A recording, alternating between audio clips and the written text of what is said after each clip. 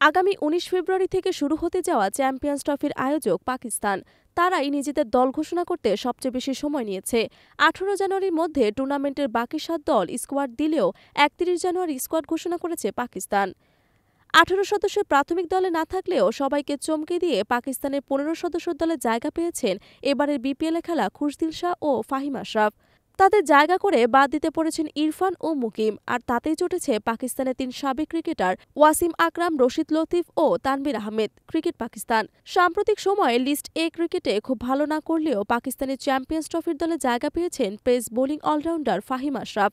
এছাড়া স্কোরে আছেন spin bowling allrounder Khushdil Shah, middle order batsman Saud Shakeel এবং top order batsman Fakhar Zaman. এই ৪ জনকে দলে জায়গা করে বাদ দিতে পড়েছেন আবদুল্লাহ শফিক, মোহাম্মদ ইরফান খান, সুফিয়ান মুকিম ও সাইম আইয়ুব। বিশেষত গত বছর অস্ট্রেলিয়া, জিম্বাবুয়ে ও দক্ষিণ আফ্রিকার বিপক্ষে সিরিজ জয়ে অবদান রাখা ইরফান মুকিম বাদ পড়া বিস্ময় সৃষ্টি করেছে।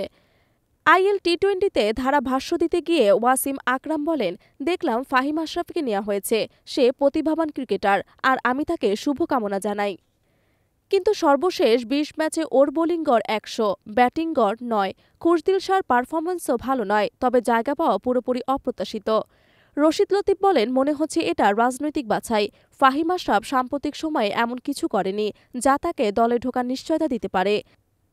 তানভীর আহমেদ বলেন, ভারতের স্কোয়াডে বরীন্দ্র জাদেজা, ওয়াশিংটন সুন্দর, কুলদীপ যাদব ও অক্ষর প্যাটেলের মতো মানসম্পন্ন স্পিনার আছে, আর আমাদের মাত্র একজন স্পিনার আবরার আহমেদ।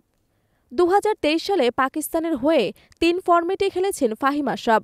প্রায় ২ বছর পর তিনি জাতীয় দলে ফিরেছেন, হয়তো এবারের বিপিএলে পারফরম্যান্স বিবেচনায়। ফরচুন বরিশালের হয়ে ১১ ম্যাচে ২০ উইকেট শিকার করে বিপিএলে দ্বিতীয় সর্বোচ্চ উইকেট শিকারী হয়েছেন তিনি।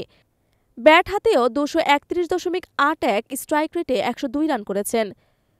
খুশদিল শাহ রংপুর রাইডার্সের হয়ে ১০ ম্যাচে ২৯৮ রান করেছেন এবং বল হাতে নিয়েছেন ১৭ উইকেট। পাকিস্তানের নির্বাচক কমিটির ওপর চাপ বাড়ছে, কারণ সর্বশেষ ৩ সফরে যারা ভালো করেছে তাদের বাদ দিয়ে নতুনদের অন্তর্ভুক্ত করা হয়েছে। সাবেক ক্রিকেটারদের মতে দলে পরিবর্তনের প্রয়োজন ছিল না এবং এ সিদ্ধান্তের দায় নির্বাচকদেরই নিতে হবে।